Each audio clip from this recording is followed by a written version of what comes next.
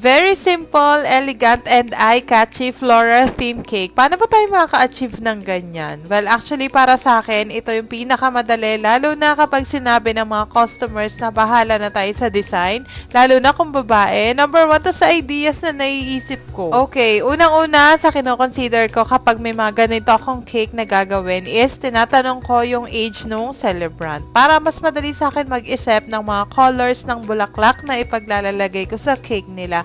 Mapa-edible man yan or artificial flowers. So, bibigyan ko kayo ng konting idea. Syempre, kapag mga teens or mid-age yan, medyo napansin ko mahilig yan sila sa mga vibrant colors. While kapag mga seniors na or may edad na, they prefer neutral colors, yung hindi na ganong katingkaran. Pansin nyo din ba? Tapos, importante din na marunong kayo mag-combine ng mga colors and kung anong klase ng mga flower decorations ang pwede nyo ilagay sa cakes nila na syempre babagay sa personality nila. So, yun lang naman para sa akin. And syempre, don't forget to sanitize muna if you will use artificial flowers katulad ng mga nilagay ko dyan. I suggest na hugasan nyo ng tubig at sabon para safe siya ilagay sa cakes. Okay?